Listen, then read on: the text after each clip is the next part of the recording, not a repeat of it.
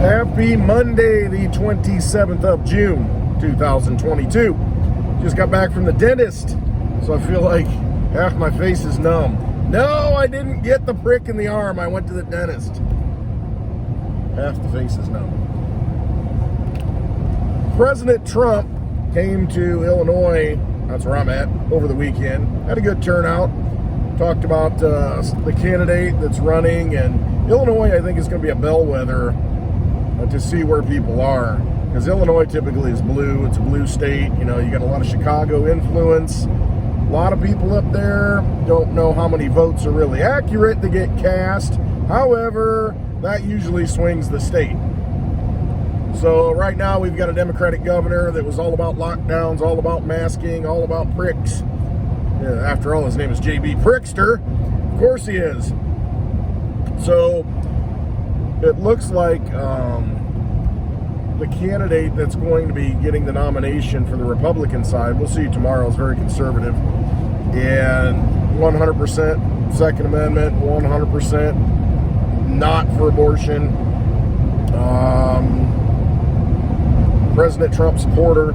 So we'll see. And then you've got the antithesis of that, who is in office right now as governor. So I think it'll be an interesting election to kind of gauge where the country's at. You know, here we are in the middle of the country, and you've got two big slices. You've got a really conservative, you know, nothing but cornfields, you know, rural population for the most part in Illinois, until you get to the northeast corner, and that's where you've got the Chicagoland area with all the suburbs. So the suburbs will be kind of key to see where they land, but it's gonna be we'll see kind of where the nation's at, you know, because you definitely have polar opposites running for governor here, and I don't know. We got all these rulings coming down from the Supreme Court, and I guess that's one thing I want to get into. Everybody's upset. I shouldn't say everybody. A lot of people protesting, a lot of people upset. I saw a protest here in the local area. They covered it on the local news, and there are moms out there with their kids protesting because they're upset that Roe v. Wade was struck down. So in other words, you've got a mother with children, and the children are basically out rallying for abortion. I mean, it kind of hit me weird, because here you have a child that a mother has given birth to, who is now out advocating that abortion is a good thing. And I don't think the kid knows any better, but it's just the irony of the whole thing. It just kind of gets to me. You know, it's a hot button issue, no doubt about it, but the thing is, all the court did was say, hey, the states are going to decide. You know, and if you don't like it, you move somewhere else. And that's what you found with Florida. A lot of people have been moving to Florida because of Ron DeSantis. They like the governor and they like his policies. So, you know, if you're a pro-abortion person, I guess move to a state that's pro-abortion. You know, there are a lot of things I don't like about Illinois, and I could move, but there are things that I do like. This camera, oh man, this tripod, I haven't used it in a while, so it's bouncy. But there are a lot of things that I do like, and so I make a decision. You know, is it bad enough that I want to move and I want to leave, or is it something worth trying to save and, you know, make better? It's choice. That's what states are. Every state is different. You have a different culture. You have different pieces of you know, land areas and geographies, and it changes the population based on, you know, if you're living in on the coast, you're probably going to be more of a seafaring people. You're probably going to get more money because of what comes out of the ocean, you know, as opposed to someone who lives in a landlocked state and that has fertile soil. You know, you're going to get most of your, you know, you're going to be devoted to farming. That's where you're going to get your food, and that's where the money's going to come from. So, so you have different priorities. You know, hey, we need boat subsidies. You know, why do we need boat subsidies? You know, we grow corn. We need tractor subsidies, you know, and so you're going to have, not that subsidies are good, it's just that you're going to want different things, you know, based on where you're at, and you're going to have different belief systems, you know, based on what you go through as a segment of people. And so each state, again, I apologize. I feel like my lips numb and I can't even speak, so I'm trying to do my best here. I just came from the dentist. But you got different types of people in different places, you know, and geography plays a lot into that. And so the states, you know, if you look at the Constitution, you know, if it's not specifically enumerated in the Constitution, that duty is going to fall to the state. So the Supreme Court did nothing more than say, we got no business being involved in this. The national government's got no business being involved in this, never should have. It's up to the states. And that's a good thing, because if you put state power, if you decentralize back and you allow the states to have the power that they were supposed to have, because if you think about it, all it was a bunch of states that came together, and the states were formed for different reasons, you know, religious reasons, you know, just different reasons. And so you got different ideas why states should exist and why they were formed. So in doing that, they had certain types of people who appreciated different things and, you know, gave power to different things and gave their energy to different things. But they were unique. But they then decided to come together because, hey, let's form a more perfect union. Let's establish justice, ensure domestic tranquility. Together we can be stronger. However, we don't want to give up what makes us unique in the process. And what we've seen is a long period of centralization of power that you've seen coming out of Washington, D.C., coming out of the national government. Well, all the Supreme Court is now doing is saying, no, you guys were out of line. You got a little too far on one side. You progressed too far away from the Constitution. And so it needs to devolve back to the state, you know, decentralized, because that's kind of what it is. You know, you've got these different states with different ideas and different peoples who came together and said, yeah, we can be stronger together, but we're not going to destroy who we are. We need to still be sovereign. And so that's what's happening. That's all it is. But I don't know. I mean, it's a bigger issue that I don't want to get into, because at some point, you know, you have to realize there is a line that can be crossed. You know, is it the third trimester, second trimester? What is it? Is it at, you know, conception? And that's the big debate. But that debate is now up to the states, where you've got more power to influence and enact your beliefs at the state level. And so that's what you need to do. You know, if you believe it at the state level, focus on that. Focus on the people you elect. Just like this governor of Illinois that's coming up, you know, the election. Focus on getting that person who resonates most with you elected, rather than worrying about protesting the Supreme Court and, you know, thinking the national government's going to fix everything. And I guess that's the real issue here. You know, quit depending upon the national government to rule your lives. Ultimately, it comes down to you ruling your life at the individual level, you know, and at the local level, at the state level, because the national government it does not reflect your values like your state does or your community does. And so that's where you're better off focusing and spending your time. Anyway, off that subject, I see that our friend Q has made a return and started posting some things. So that's interesting. After a year and a half of not posting anything, and now you see a couple of messages on the boards now. I wonder if that's going to come back, you know, in full force. There are a lot of people out there that believe that, and just for those of you who don't know, Q was it's just a letter. It's the 17th letter of the alphabet. And, you know, there's something called Q clearance, you know, high clearance levels. And so, you know, who knows why it's called Q, question everything, don't know. So, posted a lot of things starting in, I think, October of 2017 to try to, a lot of people thought it was a military operation. A lot of people thought it was white hats, you know, good people in government behind the scenes, kind of letting us know what's coming, waking us up, the Great Awakening, to see the corruption. and laying it out as a guidebook, as a path of what is to come and what to look for and where the sins are being committed. Just a lot of information dumps is really what it was that you could do your own research on. Who's doing it? What's behind it? Don't know. No idea. All it is it's back, though. The messaging is back. And it will be interesting to see what happens here. We're going into a hot election season, and there's a big potential that both houses can flip back to the red side.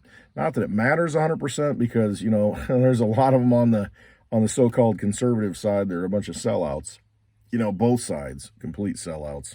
So, but there are new candidates running who are more pro-America, pro-Constitution, and I think that's a good thing. So we'll see what happens. It's just interesting to see those posts again. Don't know what it means, but we're going to find out, right? Trust the plan, huh? It is the Great Awakening, and that's the big thing. I think the Q movement, what it really did was awaken a lot of people and cause people to really start digging and looking into things, whereas they didn't before. So I see that as a positive. Anytime you start doing research on your own and you're motivated to do that, whoever motivates you to do that, that's a positive thing, that's happened because you're starting to trust yourself and trust what you find. You're going to the source. That's the key. Go to the source. And a lot of the drops that he put out or it put out was, that's what it did. It's like, hey, check this out.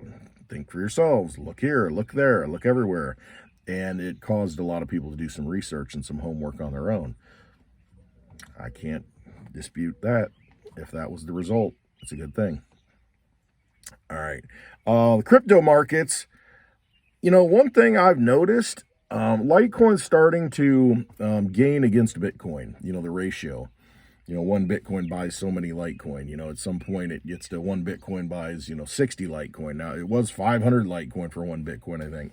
And so it's just like gold and silver. You'll see that ratio start to get closer now, I think, especially since you've got a Litecoin reward halving that comes up next fall, I think in August, where if you're mining out blocks, you're going to get from 12.5 a block to 6.25, I think, a Litecoin reward. So it makes it more scarce.